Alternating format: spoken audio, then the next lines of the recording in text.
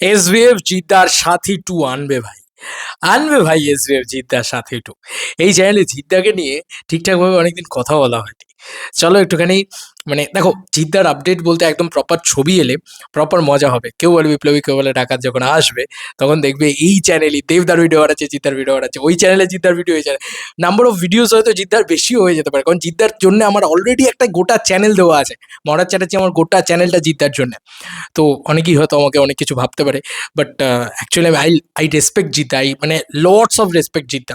কারণ জিদ্দাকে আমি প্রথম দেখেছি যে বাংলার কোনো নায়ক যে সত্যি প্যান ইন্ডিয়া তো ওরকম কামাতে পারে, এবার শুধু কাঁপাতে পারে তাই নয়, আমি প্রথম দেখেছি বাংলা ছবির ক্রেজ যদি কারোর জন্য ওঠে, মানে আমি ইউটিউবে এসে, সেটা জিদ্দার জন্য উঠেছে। ঠিক আছে, তো এটা নিয়ে আমার ডিনাই করার কোনো জায়গা নেই। আমি ইউটিউবে যবে থেকে এসছি, স্পেশালি রাবণ কিশমিশের সময়, আমি দেখেছিলাম রাবণ নিয়ে কি লেভেলের হাইপ মাইরি, আনবিলিভেবল হাইপ ছিল রাবণ নিয়ে। আর সেটা হয়েও ছিল, মানে ম্যাসিভ লেভেলে উঠেছিল আর কি। যাই হোক, আমি তোমাদেরকে কিছু জিনিস বলি।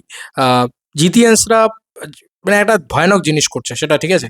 জিৎ ফ্যান ক্লাব কৃষ্ণনগর খুব অ্যাক্টিভ একটা ফ্যান বেস, তারা এই জিনিসটা করছে। এবার তুমি বলবে এখানে সাথী টু এর বিষয়টা কেন টেনে নিয়ে এলে, এত ক্লিক বেট করছো, এ করছো। ওয়েট ফর ইট, বলছি। ক্লিক বেট করছি না। তো ওয়ান বাই ওয়ান বলছি। প্রথমত পয়েন্ট হচ্ছে, জিদ্দার আইকনিক সাথী স্পেশাল স্ক্রিনিং করাতে চলেছি মার্চ মাসের দিকে।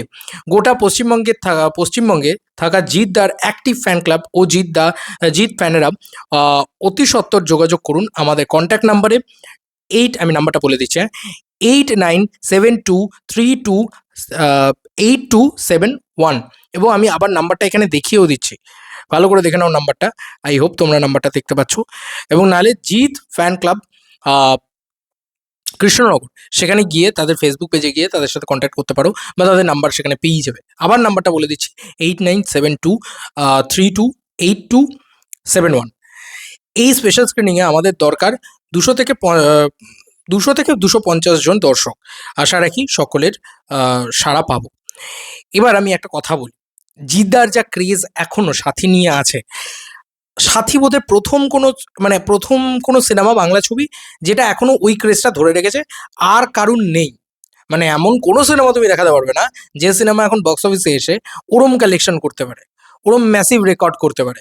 সাথী কিন্তু সেটা পারে। সাথী কিন্তু ওয়ান্স আপন এ টাইম দেখবে দুই পৃথিবী, চ্যালেঞ্জ, এগুলো রিলিজ হয়েছিল, রিলিজ হয়েছিল আর কি। তো তখন আমি ভিডিও টিডিও করেছিলাম, জিদ্দার আওয়ারা, ঠিক আছে, এরকম ধরনের ছবিগুলো এসবিএফ সিনেমাসে রিলিজ হয়েছিল, গোটা বেঙ্গল জুড়েই হয়েছিল। কিন্তু তখন দেখবে সাথীকে কিন্তু ওরা রিলিজ করেনি। সাথীকে ওদের রিলিজ করা উচিত ছিল। ইভেন যখন চাঁদের পাহাড়ও রিলিজ হয়েছে, তখন কিন্তু সাথীকে রিলিজ করা উচিত ছিল। সাথীকে যদি রিলিজ করতো, সাথী কিন্তু এখনো অব্দি কাল্ট ফলোয়িং পাওয়া একটা সিনেমা। ঠিক আছে, মানে এই যে ধরো ডিডিএলসে, এই যে ধরো দেবদাস, এই সিনেমাগুলো যেরকম মানে পরবর্তীকালে এসেও দারুণ ব্যবসা করে, প্রচুর মানুষের শোনে, দেখে। তো সিমিলারলি সাথীর ভিতরে সেই পাওয়ারটা রয়েছে। সাথী কিন্তু আজকের যে জেনজির দর্শক, তাদেরকেও খুশি করে দেবে। সাথী এমনই একটা সিনেমা, তোমার দেখে ব্যাকডেটেড মনে হবে না। মানে জিদ্দার এরকম অনেক সিনেমা আছে হয়তো যেগুলো ব্যাকডেটেড মনে হবে। জিদ্দার নিজেই বলে যে আমি কিছু ছবি করেছি, কেন করেছি আমি নিজেও জানি না। তো এরকম এরকম কথা জিদ্দার নিজেও বলে। তুমি দেখবে যে যেগুলো না করলেই হতো, ভালো হতো, এরকম ধরনের কথা জিদ্দা বলেছে, মানে ইন্টারভিউ আছে। কিন্তু সাথী এমন একটা আইকনিক সিনেমা যেটা জিদ্দার নিজেই বলেছে যে ফুটফলস ওয়াইজ, মানে যত দর্শক সাথী দেখেছে, সেটাকে বিট করা এখন দাঁড়িয়ে কোনো বাংলা ছবির ক্ষেত্রে ইম্পসিবল ব্যাপার, ইম্পসিবল ব্যাপার। তো বুঝতেই পারছো, সাথী ছবিটা রিলিজ হচ্ছে এবার ফাইনালি কৃষ্ণনগরে হচ্ছে। তুমি বলবে এবার ধরো এসবিএফকে কৃষ্ণনগর যদি দেখাতে পারে, মানে এসবিএফ কৃষ্ণনগরকে যদি জিটিয়ান্সরা দেখাতে পারে যে 200 থেকে 250 লোক এখানে হয়ে গেছে, বা 250 জনের অধিক, মানে এমনটা হলো যে 250 জন এক্সিড করে গেল, যদি এটা হয়, তাহলে কিন্তু মানে এসবিএফ এর টনক নড়বে। এসবিএফ কিন্তু কোথাও গিয়ে একবার হলেও ভাববে, চিন্তা ভাবনা করবে যে ভাই যদি সাথী টু বানাই তাহলে তো পাবলিক পাগলের মতন দেখবে।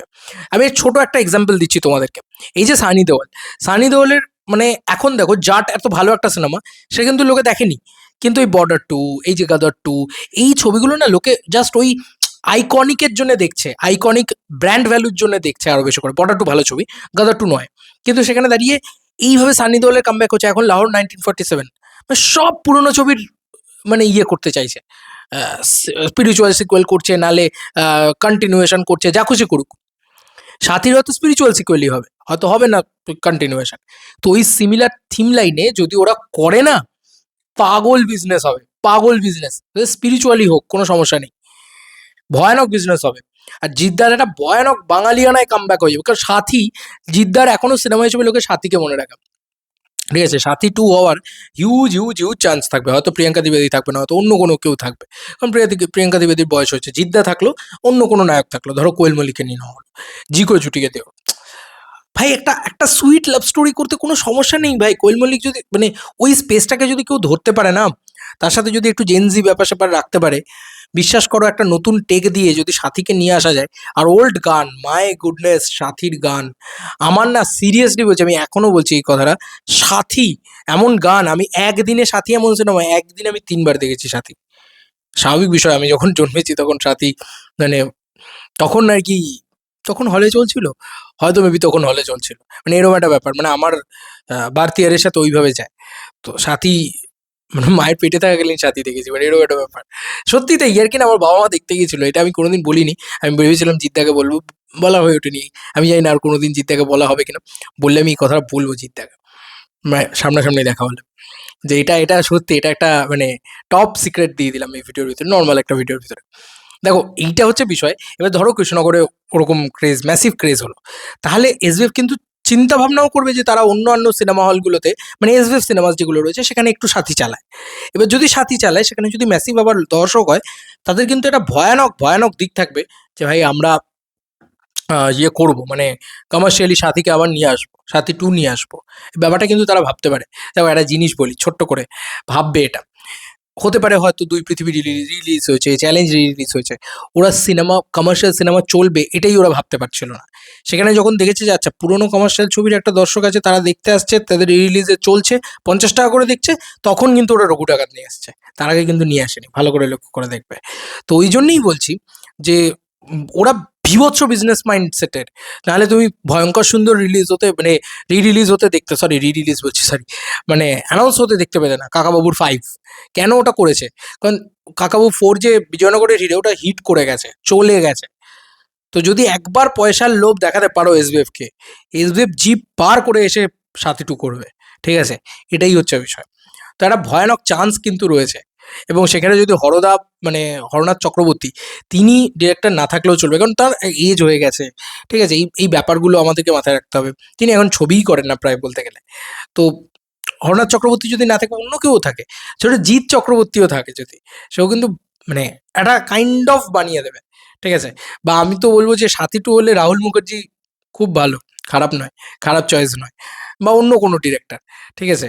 যে একটু নতুন নতুন দিকের ডিরেক্টর আর কি, খুব ভালো হয় তাহলে, খুবই ভালো হয় সত্যি। আর বড় স্টার কাস্ট নিয়ে করলে, মানে জিদ্দার সাথে বড় কোনো হিরোইন, মানে সেটা কোয়েল হতে পারে, শ্রাবন্তী হতে পারে, এরকম ধরনের বড় নাম, জমে যাবে ভাই, উড়ে যাবে ভাই। আর গানগুলোকে কিচ্ছু করতে হবে না, ওদের কাছে গানের রাইটস আছে, জাস্ট মানে 2-3টে গান ও বন্ধু তুমি শুনতে কি পাও, আর আর দুটো বলবো তোমায়, এই গানটাও খুব ভালো ছিল।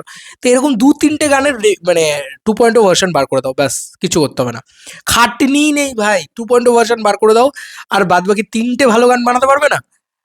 এখনো ভালো মিউজিক ডিরেক্টর মানে আছে, জিৎ গাঙ্গুলিকে দাও, 3টে ভালো গান বার করে দেবে। জিৎ গাঙ্গুলি আছে, নীলদা আছে, রথিদা আছে, এত ভালো ভালো মিউজিক ডিরেক্টরসরা রয়েছে, 3টে ভালো গান বার করে দেবে, ঠিক আছে? এটা নিয়ে কোনো সন্দেহ নেই। তো ভাই সাথী টু হওয়ার একটা ভয়ানক চান্স বা একটা সুযোগ জিতিয়ান্সদের হাতে রয়েছে। যদি তোমরা সাথী, মানে সাথী ছবিটাকে বাম্পার ভাবে কৃষ্ণ করে দেখো, তাহলে গোটা বাংলায় খুলবে, এবং তাহলে গোটা বাংলায় যদি বাম্পার ভাবে দেখে, তারপরে কিন্তু ভাই আর কোনো কথা হবে না ভাই, ও সিনেমা হবেই। কারণ সাথী খুব স্মল বাজেটে তৈরিও হয়ে যাবে, মানে হিসাব মতন যদি দেখো, জিদ্দার যত ছবি আছে, তার মানে যদি কোনো সিনেমা সিকুয়েল করবে জিদ্দা মাথায় রাখে, বা এসবিএফ মাথায় রাখে, তাহলে আমার মনে হয় যে সবার আগে সাথীকে করা উচিত।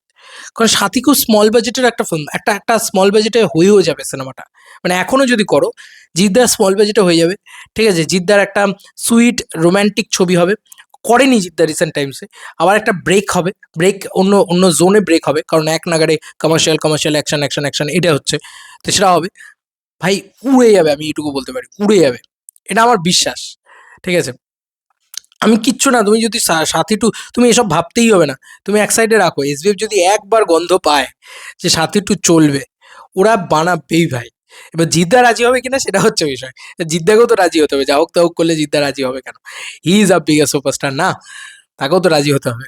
তো এটুকুই বলবো, জিদ্দা দেখো ভাবনা চিন্তা করো, তুমি এসবিএফ বসো, এটা নিয়ে ভাবনা চিন্তা করো। কারণ তোমার ফ্যান্সরা সাথী নিয়ে যদি এতটা মানে এখনো উদ্দীপনা থাকে, কারণ সাথী 2003-এর ছবি, 2002-3-এর ছবি, আর সেই সময় রিলিজ হওয়ার ছবি আজকে 26, মানে প্রায় 24 বছর, বা মানে বলা চলে 24 বছর বা 25 বছর বাদে এরকম এরকম ক্রেজি জিনিসপত্র ক্রিয়েট করছে, বা 23 থেকে 25 বছর বাদে এখনো এরকম ক্রেজি জিনিস ক্রিয়েট করছে। তাহলে বাবু সেই জিনিসটাকে যদি আবার নিয়ে আসা যায়, কি হবে, কি হবে? যাই হোক, এই ছিল এখনকার মতো ভিডিও। তোমাদের আর কি মতামত জিদ্দার এই পুরো এন্টায়ার ভিডিওটাকে নিয়ে, সাথে রিলেটেড জানিও কমেন্ট সেকশনে। চলো বন্ধুরা, নতুন কোনো ভিডিওতে দেখা হবে, বাই।